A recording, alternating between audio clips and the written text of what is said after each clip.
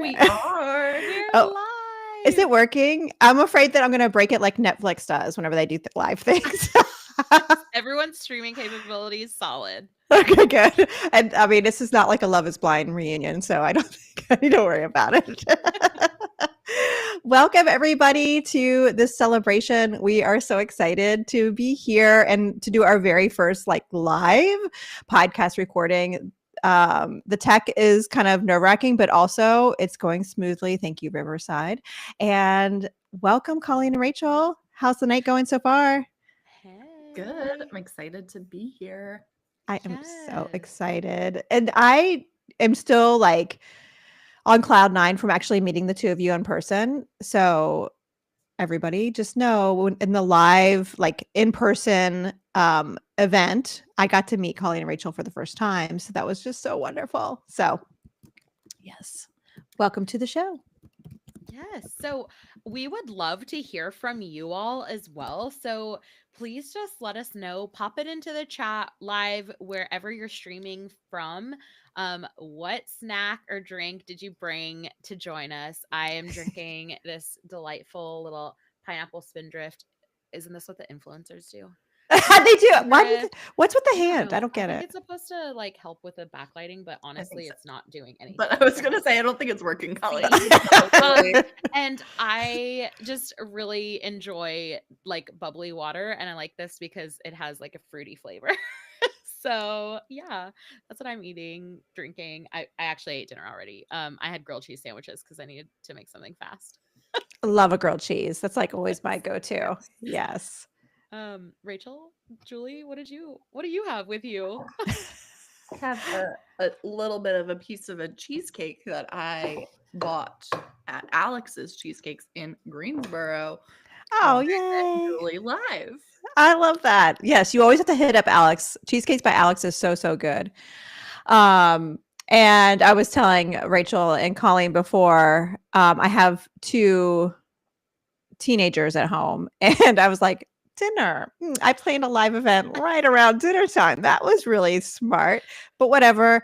This is when you leave time to have some last minute, DoorDash. And so I just had a McDonald's cheeseburger, one of my favorites. Don't have it anymore. My kids are inside. I'm like, you cannot use any of the Wi-Fi. I take it all tonight. I hoard it for this event, but that was my snack. So yeah. Yay. Well, we have some folks chiming in here, so I'm going to read out a couple of our listeners' treats. We've got folks just hydrating, staying hydrated. We love to see it. So Yes. Water.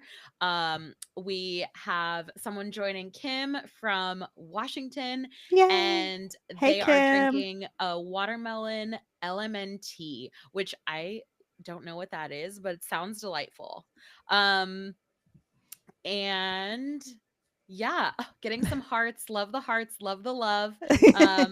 Thank you all so much. Well, we're just so excited to be here with you all, everyone joining us or watching the replay. This is just it's such a huge thing in the making. And like Julie said, we all kind of met, but wanted to introduce ourselves a little bit too.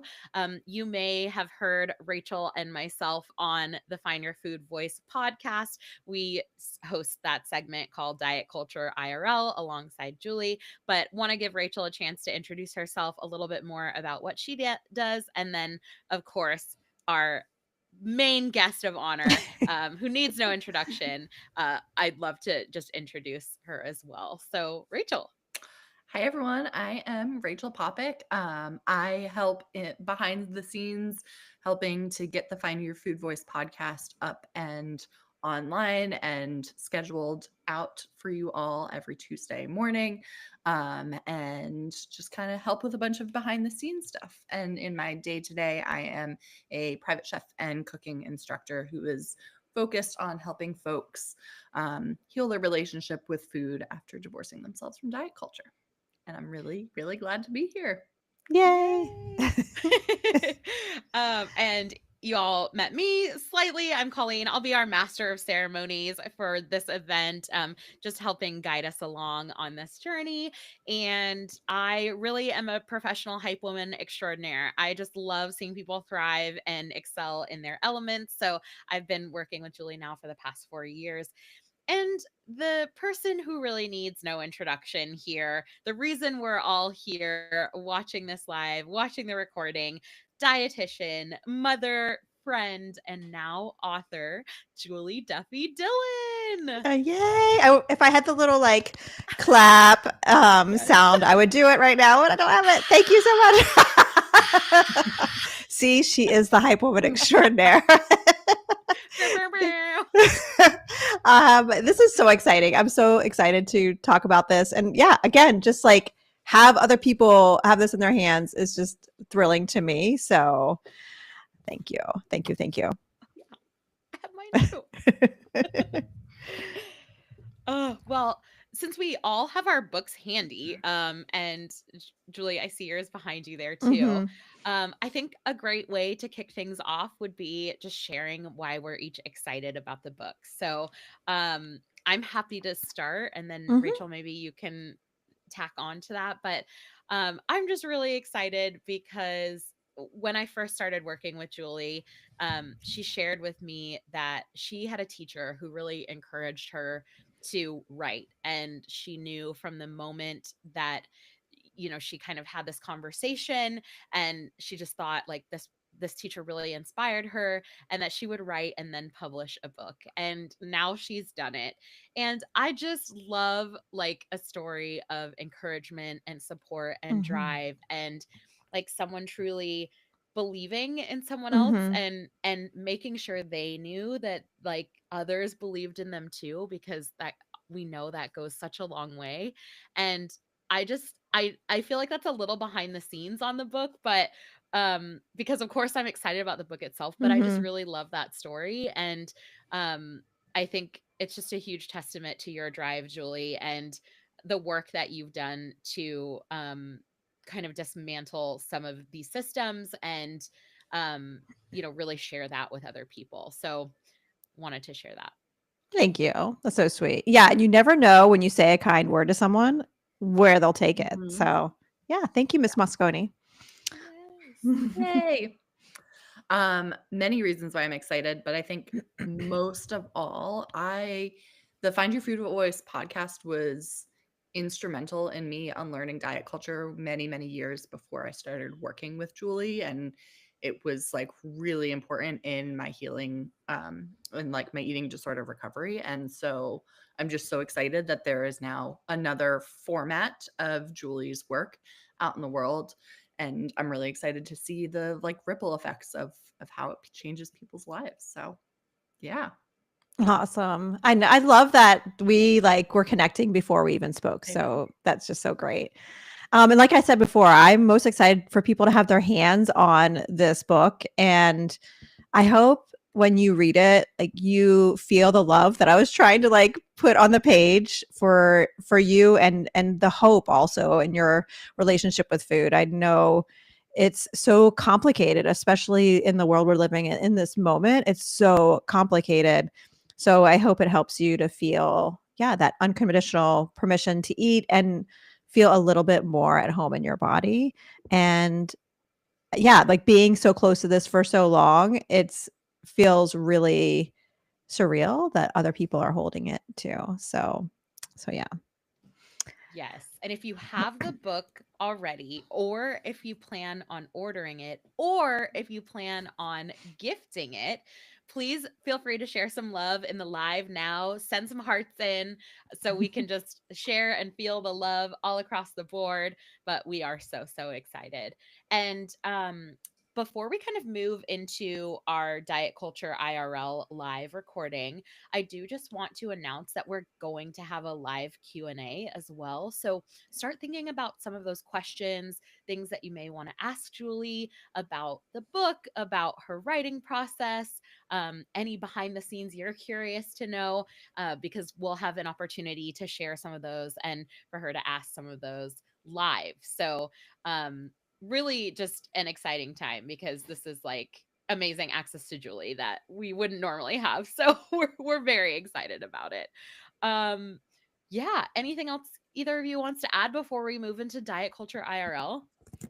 I'm ready to break anything down. I can't wait to see what we talk about. Same. Okay. So first up on the docket, want to also open it up. If anyone out there has a diet culture IRL, and let me do a little bit of explaining of what diet culture IRL is, just in case you haven't joined us before or heard Julie's podcast yet. Totally fine. Check it out. It's really great.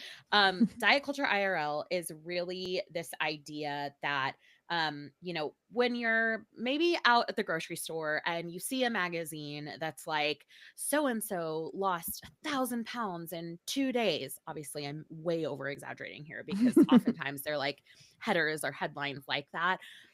It's really when we see those things in real life. That's what IRL stands for.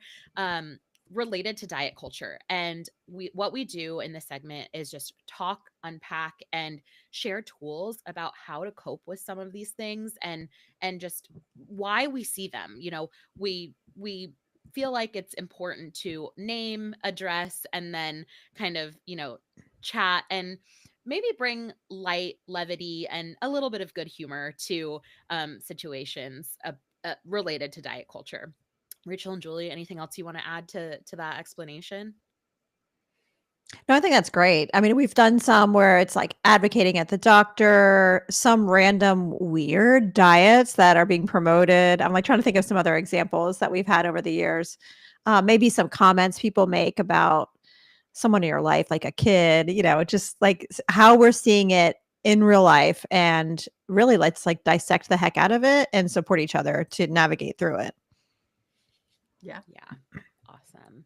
So that's really it. So if you have something that you noticed diet culture IRL, we'd love to address that as well in our live recording. So feel free to pop that into the chat. I see lots of great action in the chat. So feel free to chime in. But we'll get started with a topic. And then if something comes to you, feel free to type it in. Yeah, And pop we it in can the start chat. to address that as well. So this kind of came up, I feel like a couple weeks, 3 weeks ago, maybe. I don't know. It's pretty fresh still. But this Gigi Hadid, do you say Hadid? Hadid. Okay. Yeah. Gigi Hadid, and this hairspray representation. And this is something that, like, being a total musical theater nerd, like, I just was like, whoa. So anyone want to give the background on this and like talk a little bit more about what exactly happened here? I can, from someone who is very new to musical theater and know very little about it, but just have a teenager who's into musical theater. And what I've appreciated about Hairspray, which, it's a musical theater and movie. I don't know what to call them. It's it's a project, a play, a theater, and it's something that is one of the very few types of theater or movies where a higher weight person plays the lead and is not the villain, not the one who is kind of like a person in the background just being made fun of all the time, like the actual lead. And what I've appreciated about musical theater is that it's one of the roles that, what's the lead's name? I can't remember. Tracy Turnblad. Tracy. Yeah, thank you.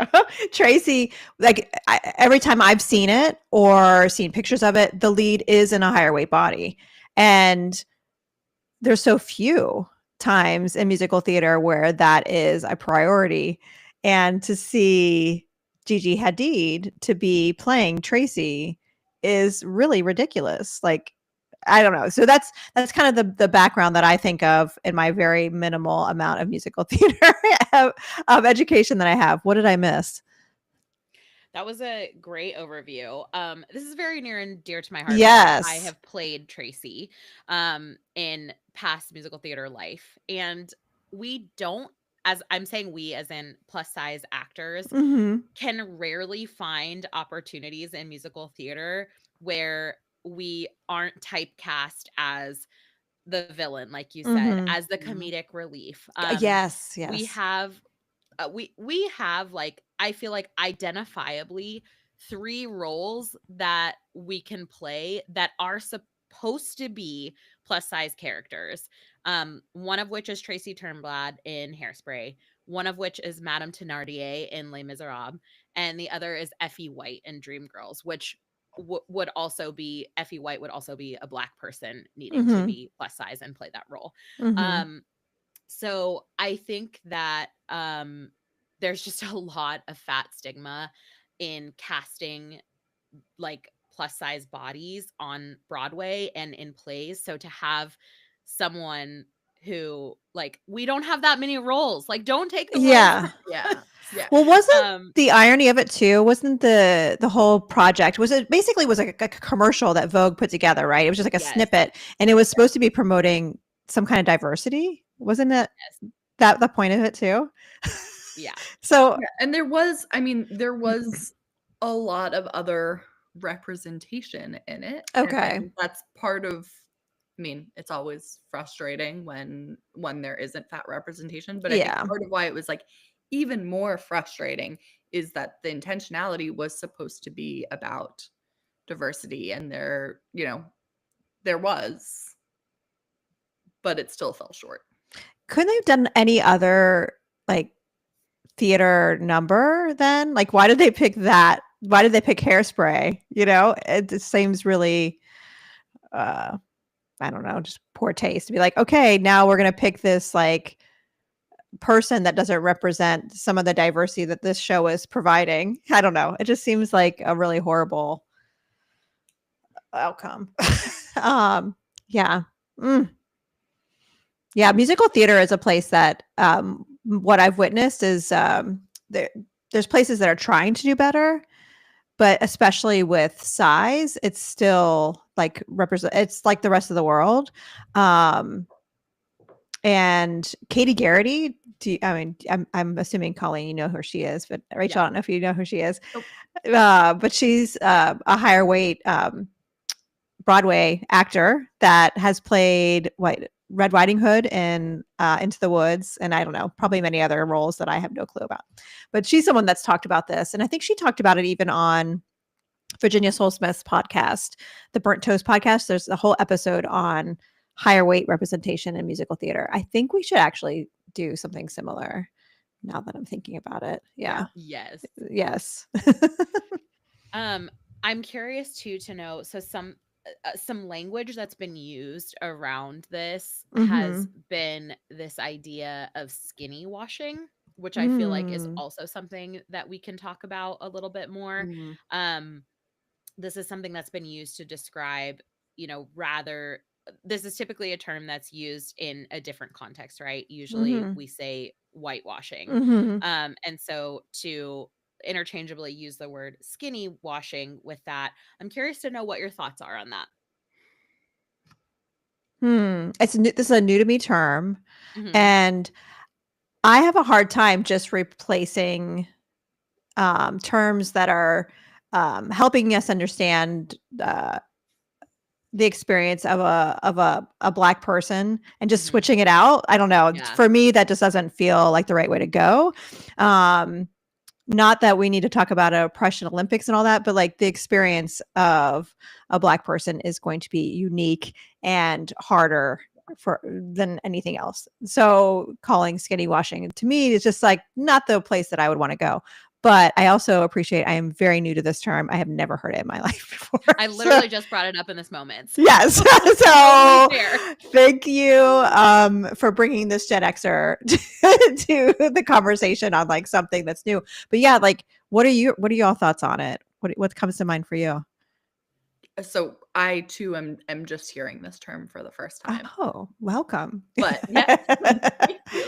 But I had a very similar like gut reaction. Like I like kind of tensed up a little bit. Mhm. It just feels like there's a whole world of language out there that we could Yeah. come up with a new term for. We don't need to co-opt a term that exists to describe the experience of Black people. Mhm. Just Mhm. feels unnecessary and a little icky. Yeah. Yeah. Because it's not the same. Right. Yeah. Exactly. Yeah. Exactly. Yeah, I totally am in alignment with both of you, and I feel like what often happens in some of these marginalized spaces is people kind of trying to co-opt language to like Mhm. identify or describe their experience. So that might be what's happening here. I'm Mm-hmm. trying to like like I wonder Mm-hmm. why like this is the term that's being used, but I agree and think that like I don't know, there are ways to say like that, you know, I don't know, hairspray is meant to be like a defiant celebration of body diversity, and it now feels like it's being watered down a little bit, like predictable with like Mm-hmm. certain types of aesthetics. And um I think that, you know, there's other ways to define like what might be happening with, you know, this cultural shift in wanting to portray, you know, the Tracy's described as like a perfectly plump teen or something, I think, in like the actual like casting documents of this. So to bring that like back full circle here. So yeah, I just think Mm. it's kind of interesting. Yeah, yeah. It's really, it just shows how much work still needs to be done. And anyone who's on live, I would love for you to put in the chat if there's any like diet culture IRL topics you have in mind, either for now or in the future, because we're Mhm. always like looking for new ones to like really sift through. But I wanted to mention too, has there been any kind of official communication from Vogue about this, or did they kind of just like drift off into the sunset and kind of like, I'm picturing not Bart, Homer Simpson going back into the bush In the and like bush that meme. in that meme. Yeah. Yeah. Yeah. Did they just do that? Because That's I, probably my most commonly used meme yes, it's in my perfect day. for so many situations, including this. The last I heard, like multiple publications reached out to them for comment and they just Okay. didn't They did respond. the Homer Simpson thing. Okay. They exactly did the Homer Simpson thing. Yeah. Okay. Okay. Yeah. I'm wondering Well, too, like just to close out our conversation on this, I'm curious to know what both of you think about this because I feel like I have thoughts and opinions, but want to hear your take too. Do you think like say when Vogue approached Gigi about this opportunity and like her agent was like, yeah, she'll take it. Like, do you think the onus is on Vogue to have asked somebody else? Or do you think the onus should be on Gigi to be like, no, this obvious, I'm not the mm. right person for this? Like, what are your thoughts on that? Well, there's probably a lot of steps in there, right? There's probably a chain of conversation. So many people were a part of this decision because it's not even just Vogue, but there was a whole meeting and many meetings probably to like brainstorm this. And Mhm. so someone could have spoken up before they even asked Gigi to be like, wait, we really shouldn't have Gigi Hadid do the hairspray because she's skinny, So it could have been so many different people, and all it would take was just one person to be like, no, And so I don't know. I don't know if they're like the onus is on all of us. Maybe is what I'm thinking about, and or just like even to choose a different show than Hairspray. There's a many other musicals to choose from. They didn't have to choose this one to show diversity, right? So, yeah. And so I think if I remember correctly, she was the one who like proposed the project. Oh. Um so I completely agree that like there are this doesn't happen overnight. It's not like, oh, I want to Mm-hmm. do this and then the next day they're shooting it. There's a ton of Mm-hmm. conversations and meetings that happen and take place along the way, and I would hope that someone at Vogue would be like, maybe let's pick a different musical. I pulled up that Vogue article and it talks about how she's like, I grew up doing musical theater. I Mm-hmm. love all things musical theater. And then it lists a bunch of musicals that she like had roles in school that include like The Wizard of Oz, Grease, Little Shop of Horrors, Hairspray. It's like you had a whole Yeah, there was a lot of them. menu to choose from. I have another thought. I know we need to move on, but I have another thought. Maybe this was the point. Was it the point to do this? To like piss people off and cause a ruckus? Which that's to me is like that's an a-hole, but still like maybe that was I'm sure someone along the line was like, this seems kind of controversial. Maybe we shouldn't do this, but I don't know. Just a thought. Yeah. Yeah.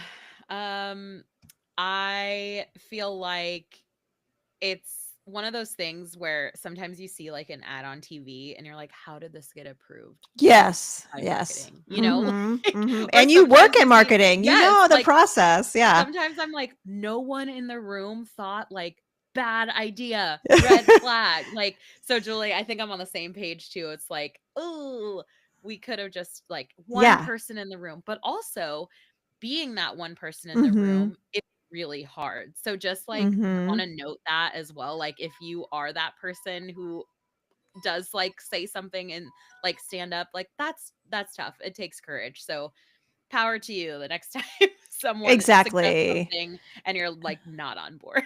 Yeah, it's hard to do. And the three of us all have compassion for anyone in the moment who sees an injustice about anything, including size, and just doesn't feel safe or able to speak up. Like we have compassion, and we are just so thrilled when people are able to or take that risk, because it does cause this ripple effect. That's something I talk about in the book, is how people have stood up for or just like spoken out about some injustice, and how it ended up causing this ripple effect for so many other people. So yeah.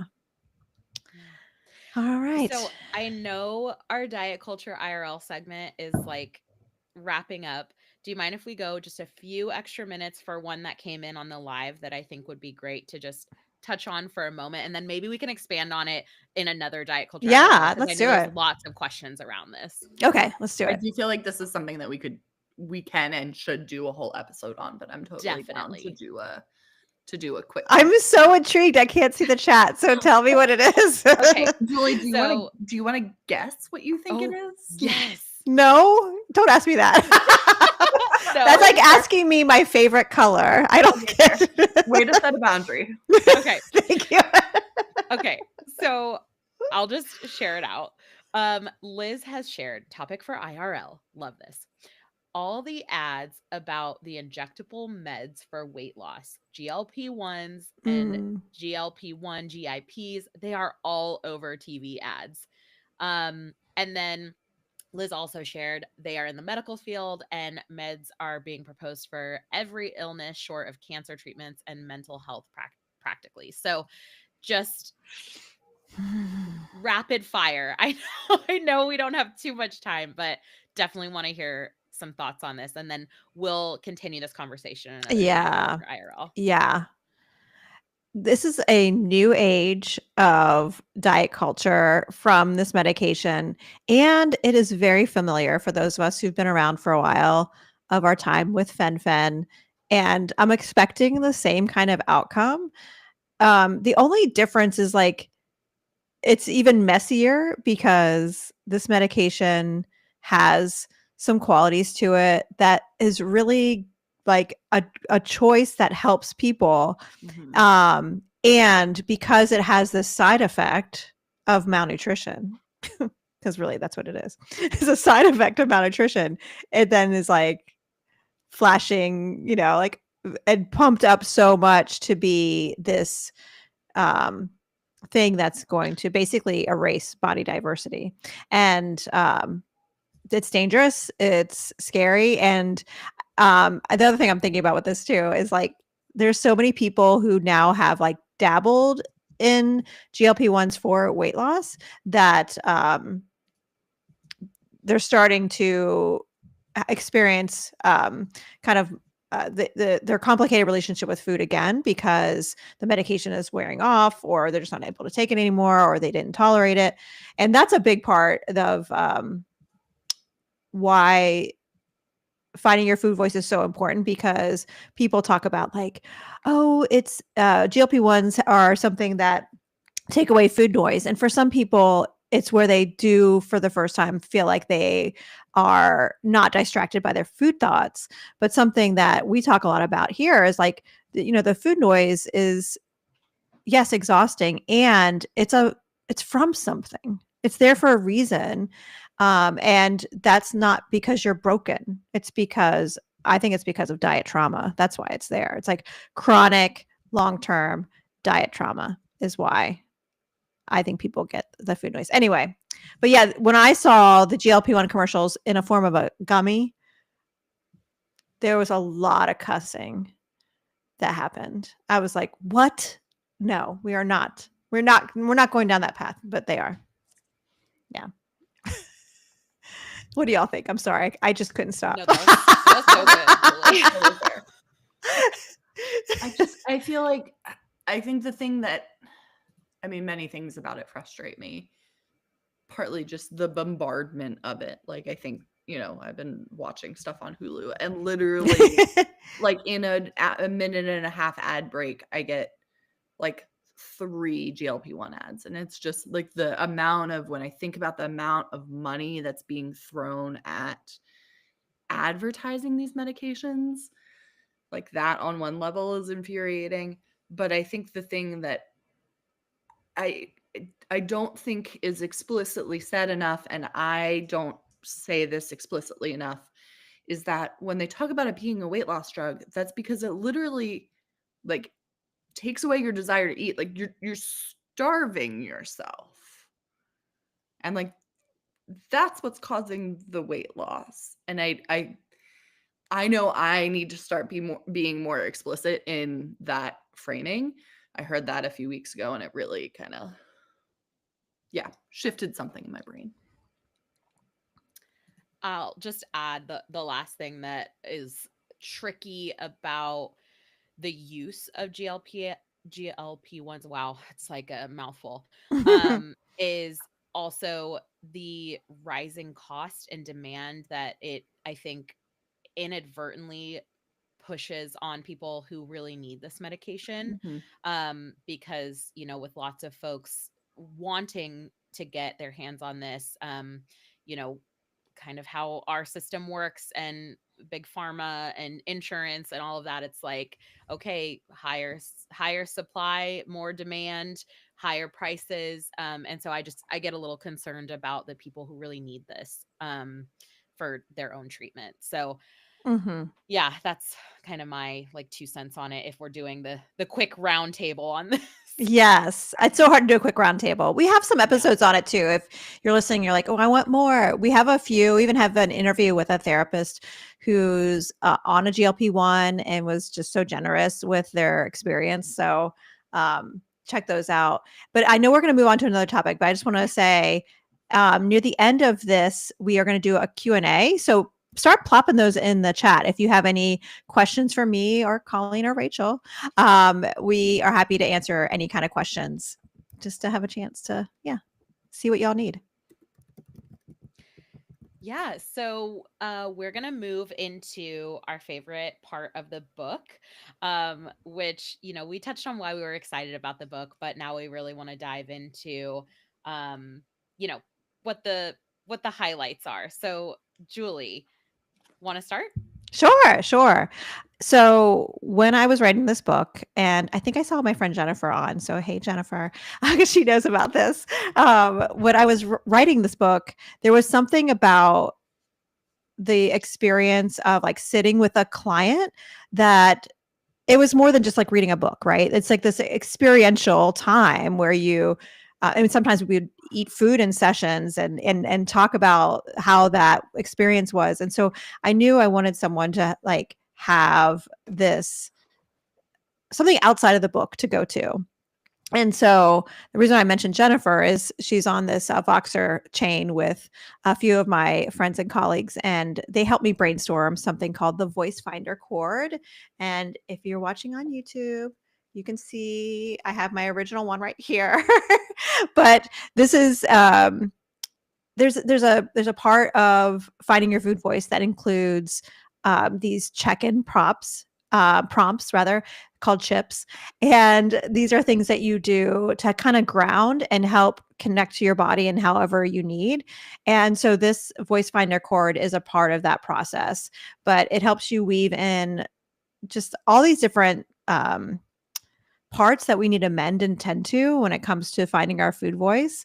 And so I'm really excited about that. Something that I was like, I spent so much time just to think about, like, how could I help the book just come alive in a sense and have something tangible. So I can't wait to see people's voice finder cords when they make them. So email me a picture of yours. I would die. I'd be so excited. So that's the thing I'm most excited about is to see that. I keep saying new mom because it still feels very You're new. still new. Yeah. My Yeah. baby is now almost 14 months, but like it still feels new.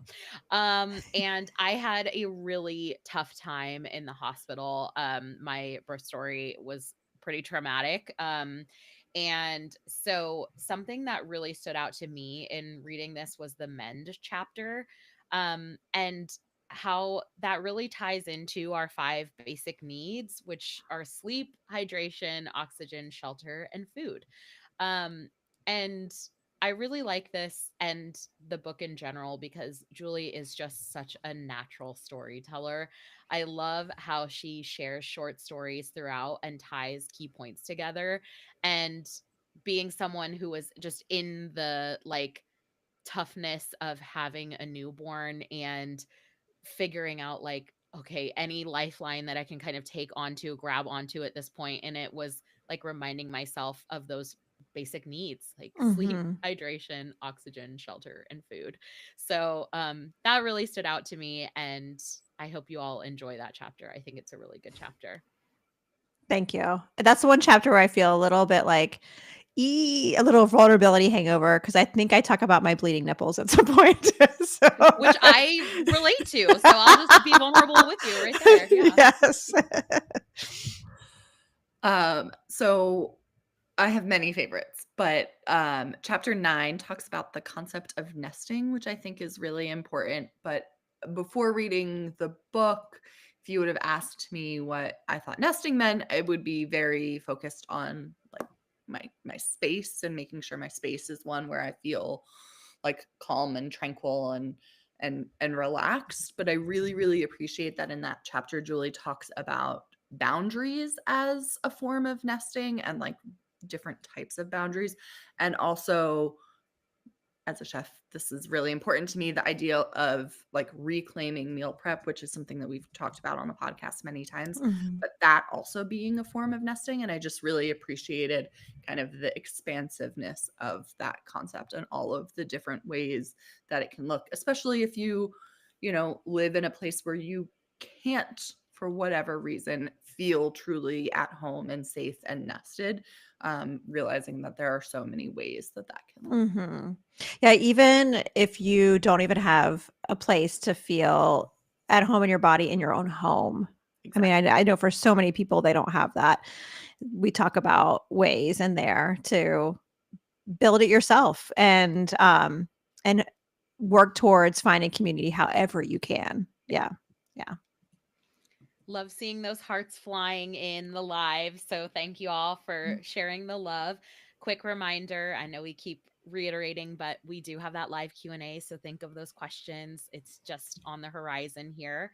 So we're going to do a little behind the scenes on the book now. So Julie, would you share with us favorite snacks while you were writing, where you wrote, share some of those behind the scenes moments with us? Okay, sure. And it's funny whenever, you guys ask me those kind of questions, like, what's your favorite snack? And I'm always like, I can't choose. It's so hard to choose my favorite. And it's my Enneagram 4. I just can't make those kind of decisions. But I can tell you how I ended up successfully writing this book, because it was not successful in the beginning. Because I thought I would do what I heard most writers do, where you just like go for 8 hours and write 1 or 2 days a week and just dump it out, basically. And what would happen to me is when I would try those kind of hardcore writing days is I would feel so horrible, usually getting a migraine. So it would like take 2 or 3 days to recover. And then I was like, I don't want to write again. So I maybe not like enjoy it at all.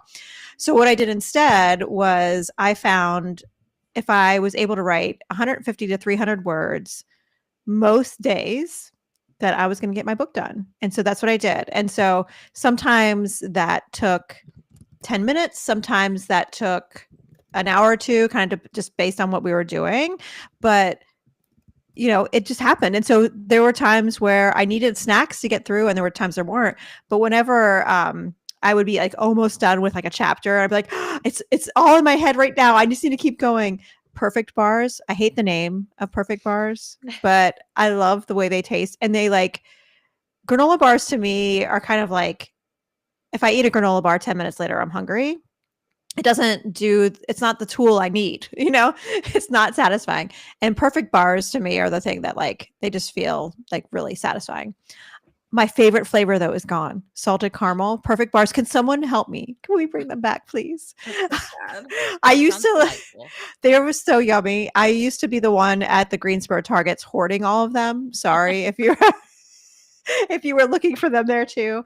But I don't know what it is about it. I can't find them even on their website anymore. So they must no longer be making them. But that was one of the highlights, and tons of sparkling water, depending if it's cold out, it was hot tea. And if it was hot out, it was unsweetened cold tea, and like Triscuits, Cheez-Its, any of those kind of cracker things. Also, like I didn't say this, but I thought I was going to write in my office, but I ended up not. I didn't like writing in here, and I wrote on my bed with Doug. And usually there'd be a big pile of all those snacks right next to me. So, and who's Doug?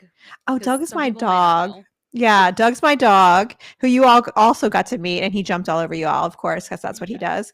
I would not allow him in the studio tonight or in the backyard because there are rabbits all over the place, and he would have been just, not polite. So, so this isn't behind the scenes, but I do think it's worth mentioning and chatting about, and would love some audience participation on. Tell us about that sign behind you. Yes. Oh my gosh, I forgot that it's even there. Do you like it there? Does it look so cute? Eventually I'm going to put a nice like frame around it. But so that is a poster that we had at our live in-person event on Friday. And it says in really big letters, I am finding my food voice because, and I let everybody who is there to fill out why they are finding their food voice, like why you're going to work towards not dieting anymore, why you're going to recover from your eating disorder. And people put in so many really cool, diverse things. It was just really wonderful to read.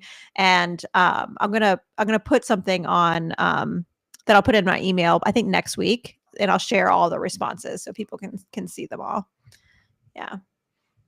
And if you have something that you'd like to add to the board, please feel free to type it into the chat. We would love to see how you're finding your food voice, and you can share some of those out as well. Yes. Awesome. Hope you're all thinking of those questions and answers.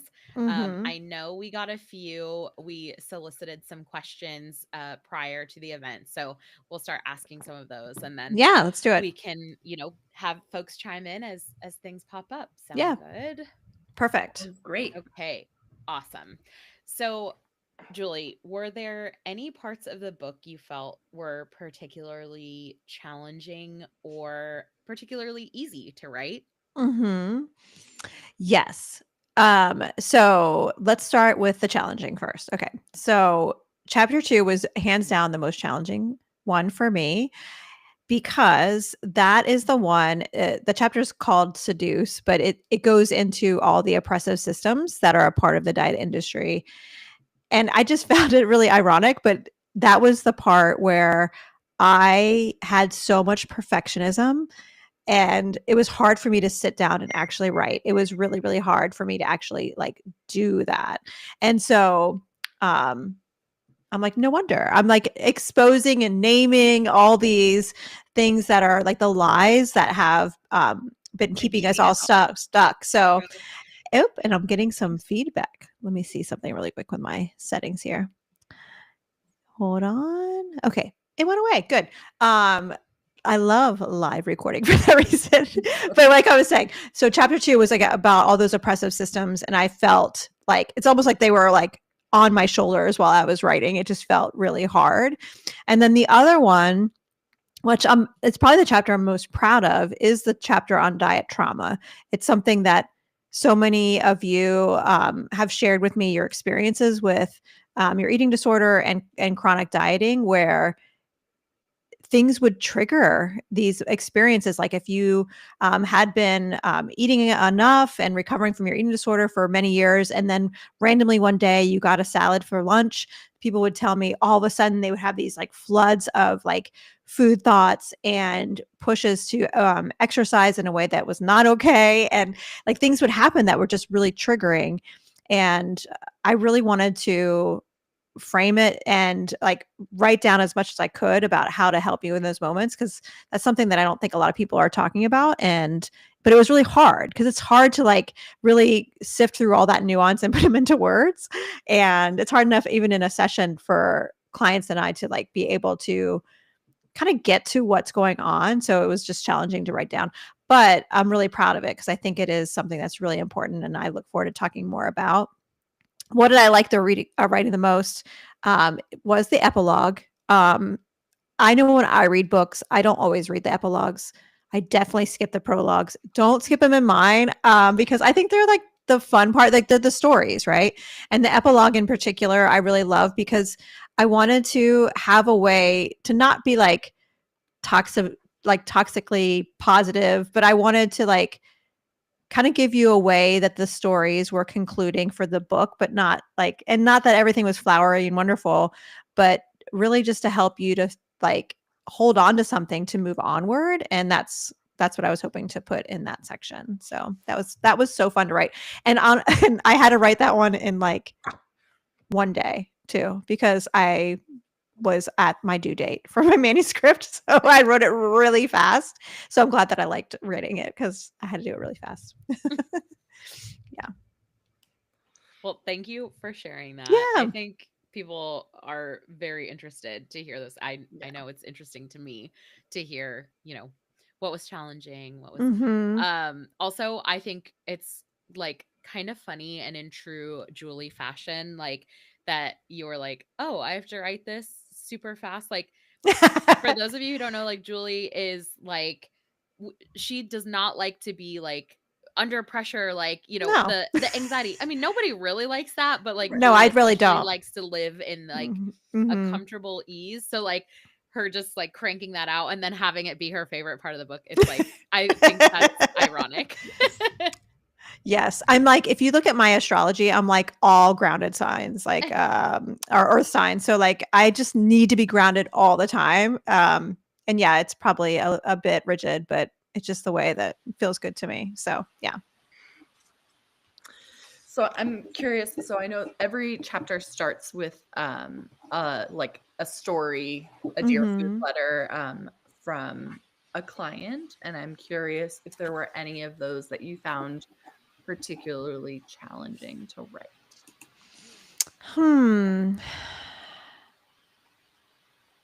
Let me make sure I'm answering this correctly. Were there any letters that were particularly hard to answer or to like, is that what you said? Yeah, to write about. Yeah.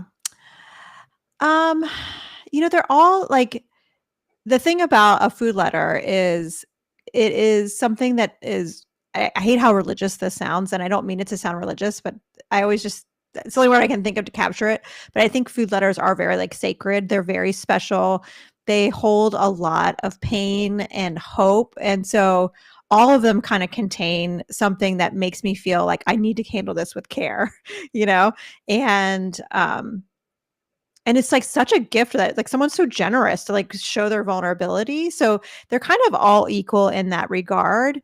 The one for chapter 2 that talks about like oppressive systems basically within the family. I don't want to say it was the hardest, but I was just so it was just so moving to read that letter. And so I'm really grateful for that one in particular, but all of them, yeah, I don't know. They're kind of all equal. Again, it's like, which one was the hardest is like the superlatives are always hard for me to answer. So I hope that answers it enough, Like, who's your favorite kid? It's a hard question. Yeah. You know what I say? I'm like, you're my favorite 16-year-old and you're my favorite 12-year-old. Like, I don't say favorite kid. Yeah.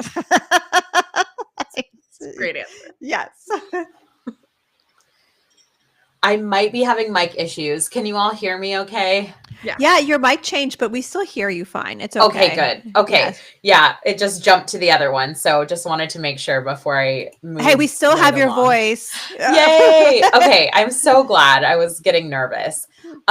So someone asked a question about not necessarily, maybe it is Find Your Food Voice related. Actually, it could be. The question is from T-Brit7. Could you share your thoughts about the idea of gentle nutrition? Yes. I actually love this question. There's a whole chapter in the book about it, but I just don't... Wait, I think it is. Yeah. This is really important because I think, gentle nutrition, in case you've never heard of that concept before, you may not have. It is this concept from intuitive eating. And, intuitive eating is this... has 10 principles, and it's this like how to heal your relationship with food and all that. But then the last principle is all about, okay, this is what you can do to like help promote health. And the way that a lot of my clients, when I would be sitting with them, would talk about gentle nutrition. And I talk about Elena in the book, who goes hangs out with her family and is like a special holiday and ends up eating a lot more foods and just kind of feels kind of sluggish. When that happens, when you just sort of like, oh, I kind of feel like not very energized right now because I had lots of fun and lots of pleasure with the food. And she came into my office and was like, now I need to eat differently. I need to do gentle nutrition. Can you help me? And it was more coming from a place of fear and also feeling really crappy again about what happened the night before. And the thing with gentle nutrition is usually when my clients would talk about wanting to do it, and what I talk about with Elena in the book is like, let's pause for a second. We can go through gentle nutrition, which is like, again, like basically using medical nutrition therapy or like tools to help change health with food. We can talk about that, but let's talk about why you want to do it right now. And in the book, I talk about how Elena was feeling just really ashamed of her eating that day. And that was kind of pushing it. And so if you're in this place where like, I really, really need to change my eating for my PCOS, or I need to change it for my cholesterol level or to prevent diabetes, I would encourage you to just think about why right now. Why do you want it right now? Because just like we were talking about before about like the rushing and urgency, gentle nutrition, when it has an urgency behind it, oftentimes it ends up being a fad diet and being pushed by shame instead. And so the way I encourage you to explore gentle nutrition is through this concept of curious nutrition.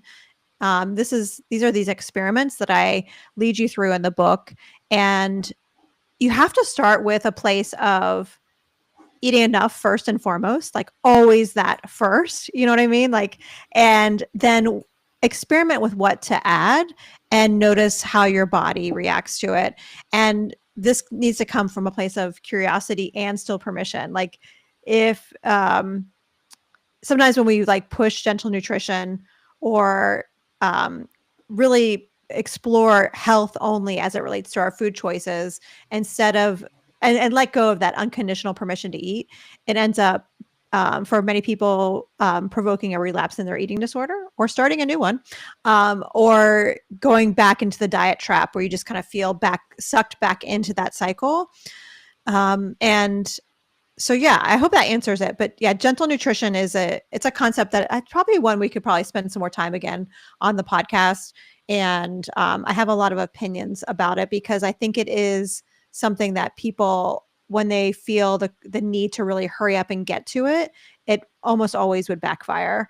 And so if you can find a way to like to let it be added to your life instead of being this thing that you feel like this pressure to go to, then you'll find that you'll figure out like what foods in particular are ones that you want to include more often.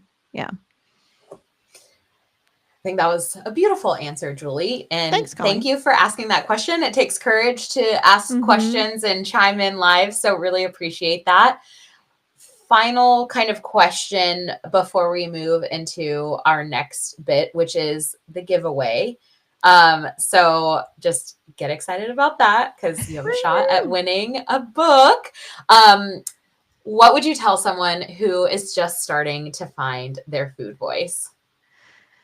I think if someone is just starting to like ask the question and start to like consider other options, oh my gosh, you're there. Like you're doing it. Like just keep looking and keep asking questions and wondering if diets, if they really were going to work, wouldn't they have already? Just kind of really just start letting the doubt continue to trickle down. And then the other thing I would say is find people who already have done some of this work. And if you can be like Coleen and Rachel, you've talked before on the podcast how the two of you really helped each other, support each other as you were going through this process. Like whenever you can find someone else who's either along with you or a little bit ahead, it's going to help you to keep going. So yeah, that's what I would say. And, make sure if you're kind of new to this process, like listen to the podcast and listen to, some of the conversations that the three of us have on the podcast. And then also, on our email newsletter, we talk a lot more about concepts that I think will continue to add some more, just some more mojo as you're making this move, because it's a big deal. And I think if you're minimizing it, I would encourage you to not do that. Like this is a really, really, really big deal to move away from diet. So we're really proud of you, and we have hope that you'll be able to make it happen. Yes, and welcome to the Find Your Food Voice journey. Yes, we so call you voice. You're a voice finder now. Yes, voice finders unite. I want I want us all to like unite our voice finder course. Yeah, yes, that's a good idea. Yeah, that'd be so fun. Just like thinking of like how beautiful that would look too. So okay. Big giveaway time. So those of you who have stayed with us and are still on live, if you are interested in winning a free copy of the Find Your Food Voice book, please drop your name into the chat. Rachel's going to collect those names, and then we're going to do a live giveaway. So would love to just have y'all be able to do that. And then we'll also, if you can, I think just chat in your address, not your address. That would be weird. Chat. You can even just email it to us. I was going to say email it to our address, email address. Yes. Yeah. The info at juliedillonrd.com. Yes. That would be great. Yes. So yes. Let's see. Folks are chatting in here. Are you going to pick one? I was going to use my favorite little. Yes. All right. So once I get the names, I'll type them into the name generator, and I will let the internet do its job. Decide. Yeah. Love it. I'm curious, while we're waiting for folks to put their name in to the chat, do you want to tell us a little bit about what is coming next? I know you've got some exciting Substack related things in the works. Yes. Yeah. Just like lots of other people, I have moved away from a lot of my social media. So I am going to be doing a lot more on Substack. And so if you're on my newsletter already, you're already going to be getting it. So you don't have to do anything. But I'm just going to continue to grow it there and have some new things that Coleen and Rachel and I will be doing to help that just grow into something more. So definitely add me if you're watching on all the places, I know, YouTube or LinkedIn, and you're not on my new email list. You can find me on Substack. It's just Find Your Food Voice. That's my newsletter name there. And so add me. And I think I just hit enough people there so I can do a live video. So I'll be doing that. Those are fun there. Great. And yeah. So join me, and I hope to write another book. Come on, publishers, let me do it again. I loved writing. So one of the things that was kind of a BTS thing that we didn't mention was that when the publisher reached out to me, which was 2 years ago last March, or 2 years ago in March, the publisher reached out and they actually wanted a PCOS book in the beginning. And so I was like, yeah, I'll write a PCOS book. But then we kind of pivoted to a book for anyone with a complicated relationship with food first. So I'm feeling pulled to do that PCOS one. So maybe that'll be next. So that's what I'm hoping. Yay. Someone manifest it with me. Come on. Manifesting. Yes. Okay, Rachel, we have some names. Are you putting them into the wheel? I'm putting them into the wheel as we speak. Last call for names before I press the spinny button. Ooh, drum roll. All right, drum roll. Click to spin. Woo! It's spinning. You can't see it, but it's spinning. It's spinning. It's spinning. We believe you. Woo! And Paula is our winner. Woo! All right. Yeah, just email us at info@juliedillonrd.com and we'll get it right to you. I'll be mailing you this one right here. That's the one you're gonna get. So yay. Okay, we are a minute over, but just want to do a quick, brief kind of grounding activity for anyone that's still on. So if you can and you're able, get comfy in your chair or your bed or wherever you're watching and close your eyes. I'm going to close my eyes too. And really, I just want you to take a big, deep collective breath with us. So in for 5, 1, 2, 3, 4, 5.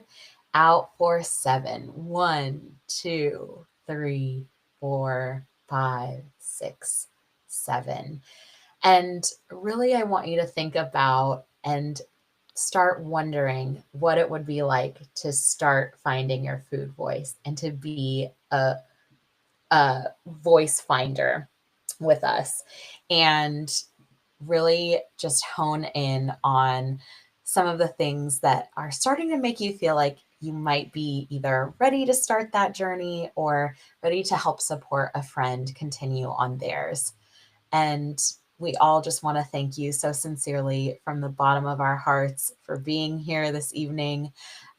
You can open your eyes and just enjoy the rest of the evening. And thank you so much for celebrating with us the Find Your Food Voice book.